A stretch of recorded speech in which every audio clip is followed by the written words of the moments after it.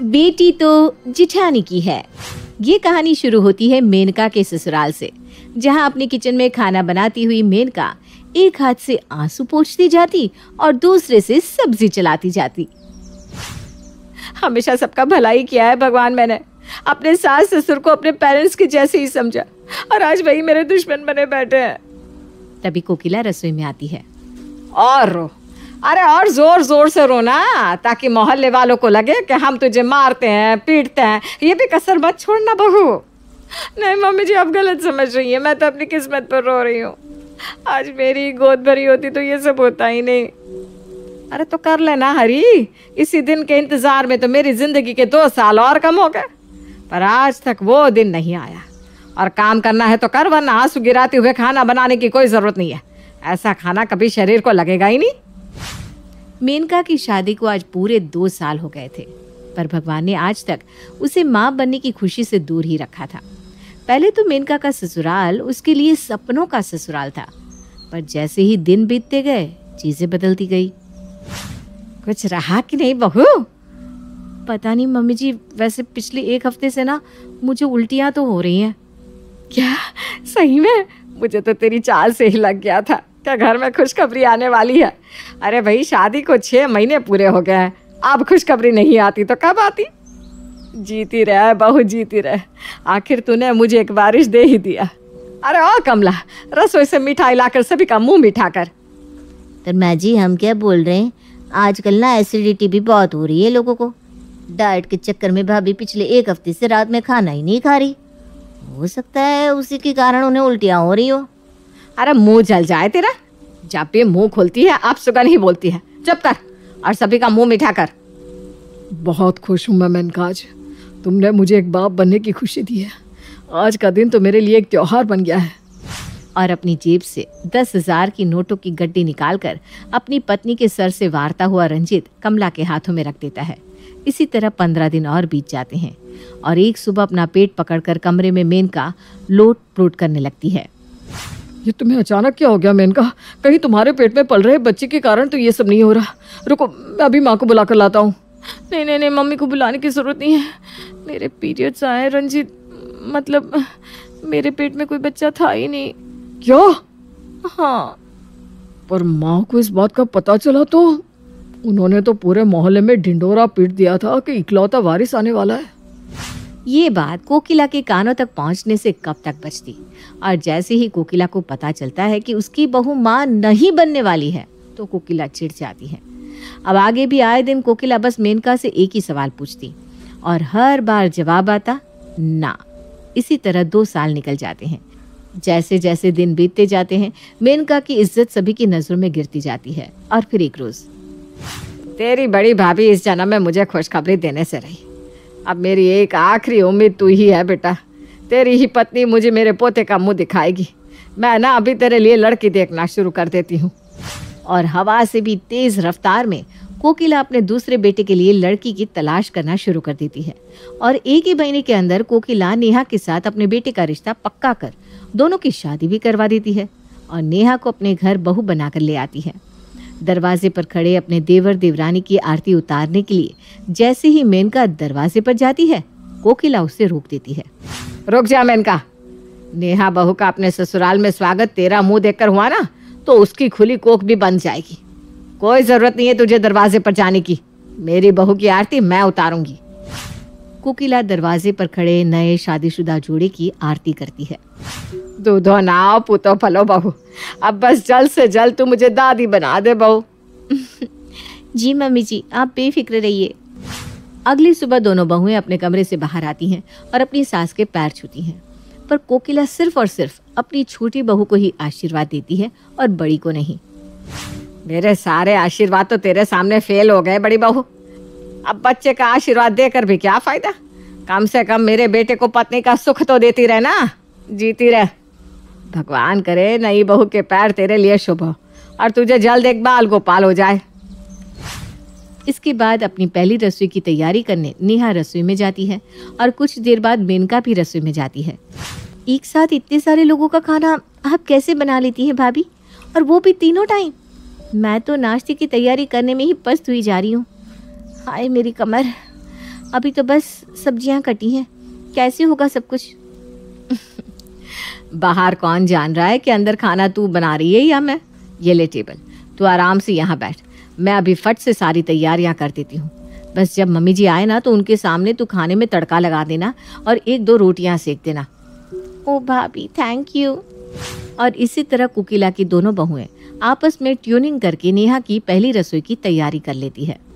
आहा, एक नंबर, क्या खाना बनाया है। वाकई। सभी मेनका के हाथों के खाने को नेहा का समझकर उसकी बड़ी तारीफ करते हैं और इसी तरह नाश्ते का काम निपट जाता है। दोपहर के वक्त भाभी, ये इतने सारे कपड़े निकाल दिए मम्मी जी ने, मैं इन्हें कैसे धोऊं? ऊपर से मम्मी जी तो वॉशिंग मशीन भी ऑन नहीं करने देती। तू जा दाल चावल की तैयारी कर, कपड़े मैं निपटा देती हूँ। मुझे तो एक बात समझ में नहीं आती भाभी, मैं यहाँ घर के कामकाज ही नहीं संभाल पा रही हूँ तो बाद में बच्चा कैसे संभालूंगी? और यहाँ मम्मी जी रोज मुझे गुड न्यूज़ के बारे में पूछती रहती हैं। अरे मैं प्रेग्नेंट रह गई तो 9 महीनों में कहीं परलोकी ना सिधार जाऊं। अरे हट पगली, जो भगवान बच्चा देता है ना वो उसे संभालने की ताकत भी देता है, और बाकी मैं तो हूं ही। एक सुबह नेहा अपनी जिठानी के कमरे में आती है और खुशी से उनके गले लग जाती है। भाभी, भाभी, आई एम प्रेग्नेंट। अरे वाह नेहा, अब तो मम्मी जी बहुत खुश हो जाएंगी। रुक तू, पहले मैं तुझे काला टीका लगा दूं, फिर सब बता। और इस तरह ये बात पूरे घर को पता चल जाती है। उस दिन के बाद कोकिला तो हर वक्त अपनी बहू के साथ साये की तरह घूमती रहती। आखिरकार नेहा उसे दादी जो बनाने वाली थी। तो किसी भी तरह घबराना मत बहू, तू बस बच्चा पैदा कर ले, पाल तो उसे मैं दूंगी। और ऐसा मत करना कि आजकल की लड़कियों की तरह एक ही बच्चा करके ऑपरेशन करवा लिया। पहले बच्चे के बाद लगते ही अगर तू फिर से पेट रही ना तो मुझे फट से बता देना। ठीक है मम्मी जी, वो क्या है ना, दिन भर घर पर बैठ बैठ कर बोर हो गई हूँ मैं, भाभी के साथ बाहर घुमाऊं? अच्छा ठीक है जा, पर ध्यान से जाना बेटा। दोनों बहुएं बाहर मार्केट जाने के लिए निकलती है कि पड़ोस की सुषमा मेनका को देखते ही कहती है, सब किस्मत का खेल है, जेठानी के सामने ही देवर की शादी हुई और अब देवरानी को बच्चा होने वाला है। इस बेचारी को अब तक बच्चा नहीं हुआ। नेहा, हम बाद में घूमने चले क्या? इस खुशी के माहौल में भी मेनका पर मां बनने का प्रेशर बरकरार ही था। इसी तरह 9 महीने बीत जाते हैं और नेहा एक छोटी सी बच्ची को जन्म देती है। लाओ लाओ नर्स, मेरी लाडो को मेरी गोद में दे दो। कोई बात नहीं बहू, बेटी हुई तो क्या हुआ, दिल छोटा मत कर। अरे भगवान करे अगली बार तुझे बेटा ही हो। हाँ, कोकिला को एक पोता तो नहीं मिला, पर उसे इस बात की खुशी थी कि कम से कम वो दादी तो बन गई। एक सुबह सुरेश अपनी पोती को अपनी गोद में खिला रहा था कि वो अपने दादा की गोद में सुसु कर देती है। ये लड़की भी ना, पकड़ दो इसे, इसके कपड़े बदल दे। आप छुटकी को मम्मी जी को पकड़ा दीजिए ना पापा जी, मम्मी जी इसे संभाल लेंगी। सुबह से इसे खिला खिला कर मेरी कमर अकड़ गई है। अरे वो खिलाएगी इसे, रहने दे बेटा। वो तो 2 मिनट छुटकी को खिलाती है और मुझे पकड़ा कर चली जाती है। उससे ना संभलने वाली तेरी बेटी। तभी मेनका वहां आती है। लाइए इसे मुझे दे दीजिए, तुम आराम करो नेहा, मैं संभालती हूँ छुटकी को। और उस दिन जो मेनका छुटकी को अपनी गोद में लेती है, उस दिन के बाद तो छुटकी उसी की हो जाती है। छुटकी को नहलाना, तैयार करना, खाना खिलाना, सारी जिम्मेदारी मेनका पर ही आ गई थी और वो ये सब खुशी खुशी कर भी रही थी। एक रात जब करण और नेहा के बीच छुटकी सो रही थी, अचानक ही वो उठकर रोने लगती है। मैंने पहले ही कहा था इसे भाभी के पास सुला दो, पर नहीं, अब कौन चुप करवाएगा इसे? रुको ना, मैं अभी इसे भाभी को देकर आती हूँ। नेहा छुटकी को मेनका को देकर सोने चली जाती है। पूरी रात मेनका ही छुटकी को अपने कंधे पर लेकर सुलाती रहती है। ये सब कुछ कोकिला देख रही थी कि किस तरह बच्चे को जन्म तो नेहा ने दिया था, पर उसे पाल रही थी मेनका। 2 साल बाद अब फिर से नेहा प्रेग्नेंट रहती है। एक और बच्चा? नहीं नहीं नहीं भाभी, मुझसे अब एक और बच्चा नहीं संभाला जाएगा, एक बच्चे में ही मैं आधी हो गई हूँ। तभी रसोई में कोकिला आकर कहती है, अरे तो तू कौन सा पहला बच्चा संभाल रही थी, दे देना अपना दूसरा बच्चा अपनी जेठानी को। यहाँ तुझे दूसरा बच्चा होने वाला है और तेरी जेठानी अभी भी बच्चों के प्यार से वंचित है। बहुत सगी हो तुम दोनों, तो बच्चा तो बांट ही सकती हो, है कि नहीं? हाँ मम्मी जी ठीक कह रही हैं भाभी, मेरा दूसरा बच्चा चाहे लड़का हो या लड़की, उसे होते ही ना मैं आपको सौंप दूंगी। दिन बीतते जाते हैं और नेहा को फिर से इस बार एक बेटी होती है। अस्पताल से जैसे ही अपनी बेटी को नेहा घर लेकर आती है, वो दरवाजे पर ही उसे मेनका के हाथों में सौंप देती है। अरे कोई मेरी बेटी का टीका करो, और उसकी माँ का भी। काफी दर्द सहकर नेहा ने इसे जन्म दिया है। पर टीका तो मेरा होना चाहिए ना, क्योंकि माँ तो इसकी मैं हूँ। मेरी आंखों का तारा है मेरी नैना। जाइए मम्मी जी, आरती की थाली लेकर आइए। बच्ची के गोद में आते ही जैसे मेनका एक ही पल में पूरी तरह बदल गई थी और तभी अपनी बड़ी माँ के पीछे धीरे धीरे चलकर छुटकी हॉल में पहुंच जाती है। हे भगवान, ये लड़की भी ना। सुन लो नेहा, अब छुटकी की जिम्मेदारी मेरे सर पर नहीं आनी चाहिए, क्योंकि मैं अपनी नैना को संभालूंगी। मैं अब छुटकी को नहीं संभाल पाऊंगी। हाँ भाभी, आप फिक्र मत कीजिए, वैसे भी अब छुटकी बड़ी हो गई है, मैं इसे संभाल लूंगी। छुटकी को गोद में उठाकर नेहा अपने कमरे में चली जाती है और कुछ 10 मिनट के बाद ही उसे नैना के रोने की आवाज़ सुनाई देती है। लगता है नैना को भूख लग रही है, मैं उसे दूध पिला देती हूँ। नेहा उठकर मेनका के कमरे में जाती है तो वो देखती है कि मेनका 2 दिन के बच्चे को बोतल का दूध पिला रही है।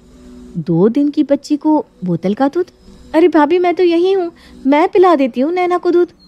अरे तू कैसे इसे दूध पिलाएगी? तू इससे जितना दूर रहे उतना ही अच्छा है, वरना बच्ची को तेरी आदत पड़ गई ना, फिर वो कभी मेनका को अपनी माँ मानना नहीं चाहेगी।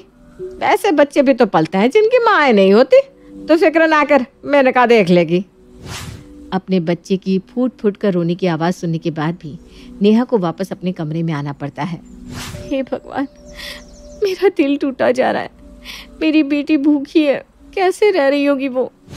नेहा बार बार अपने कमरे में चक्कर काट रही थी और लगातार नैना के रोने की आवाज़ उसका कलेजा चीर रही थी और कुछ देर बाद ही रोने की आवाज़ बंद हो जाती है।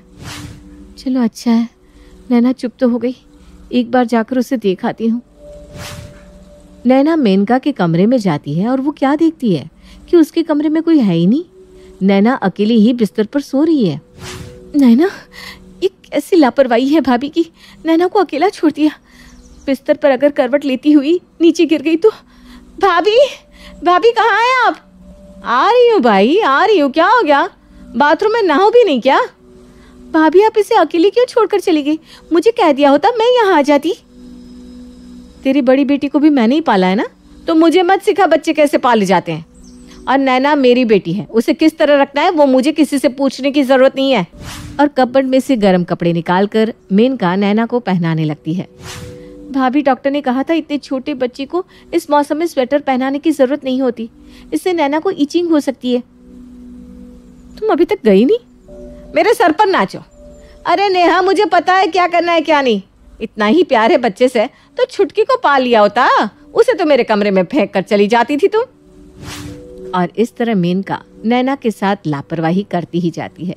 कुछ देर बाद इतनी छोटी सी बच्ची को गोद में उठाकर मेनका किचन में काम करने चली जाती है। बाहर हॉल में बैठी नैना ये सब देख रही थी। क्यों तू बार बार नैना को देख रही है? अब वो तेरी नहीं रही।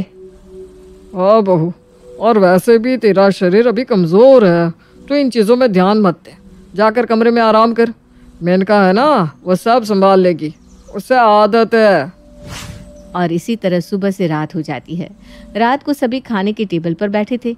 मेनका के कमरे में नैना फूट फूट कर रो रही थी और मेनका आराम से सभी को खाना परोस रही थी। अब नेहा का गुस्सा फूट पड़ता है। वो मेनका के कमरे से अपनी बेटी को बाहर उठाकर ले आती है। मुझे नहीं देनी आपको मेरी बच्ची, मैं अपनी बच्ची आपसे वापस लेती हूँ भाभी। मेरी बच्ची कोई बोझ नहीं है जो उसे मैं किसी को भी सौंप दूँ। मेरी मती मारी गई थी जो मैंने मम्मी जी की बात मानकर आपको अपना बच्चा सौंपने का वादा कर दिया था। एक बच्चे का ध्यान उसकी माँ से अच्छा कोई और रख ही नहीं सकता, कोई भी नहीं। यही बात का एहसास तो मैं तुम्हें दिलाना चाहती थी नेहा। आज तो मैं हूँ, पर अगर कोई और होता और इसी तरह तुम उसे अपनी बच्ची सौंप देती, क्या पता वो तुम्हारी बच्ची को किस तरह रखते। अगर बच्चा पैदा करना ही है तो उसकी जिम्मेदारी खुद लो। किसी और के कहने पर या किसी और के लिए बच्चा पैदा मत करो। मैंने तो छुटकी को ही अपनी बच्ची माना था, तो नैना के साथ मैं ऐसा कैसे कर सकती थी? ये सब तो मैंने बस इसलिए किया ताकि तुम अपनी बच्ची को मुझसे वापस ले लो। अरे जब भगवान ने मेरी किस्मत में बच्चा लिखा ही नहीं, तो कोई और क्या मुझे अपना बच्चा देगा? ये क्या कह रही है तू बहू? ये जवानी की उम्र तो निकल जाएगी, पर बुढ़ापे में कौन रहेगा तेरे साथ? उस वक्त तेरा सहारा ये नैना ही तो रहेगी। मैं जानती हूँ अम्मी जी, अब मुझे कितना भी भला बुरा कहे, पर आपको मेरी फिक्र है, इसीलिए आपने नेहा को उसकी बेटी मुझे सौंपने को कहा। पर मैं किसी माँ के साथ गलत नहीं कर सकती। भगवान को मुझे बुढ़ापे का सहारा देना होगा तो दे देगा। और वैसे भी छुटकी और नेहा मेरी बेटियां ही तो है ना नेहा? हाँ भाभी हाँ। और उस दिन के बाद से दोनों बच्चियां अपनी माँ के साथ साथ अपनी बड़ी माँ के पास भी पलती हैं। इस वाक़ये के बाद अब नेहा में भी बड़प्पन आ गया था। वो भी समझ गई थी कि सिर्फ और सिर्फ अपने ससुराल वालों को खुश करने के लिए बच्चा पैदा करना गलत है। निस्वार्थ भाव से मेनका दोनों बच्चियों को बड़ा कर रही थी और 5 साल बाद भगवान उसे भी माँ बनने की खुशी दे ही देते हैं। अरे बाल गोपाल हुआ है, पूरे अस्पताल में मिठाई बंटवाओ, मेरी बड़ी बहू को बाल गोपाल हुआ है। राखी बंधवाने वाला आ गया भाभी। और इस दिन के बाद पूरा परिवार फिर से खुशहाल हो जाता है।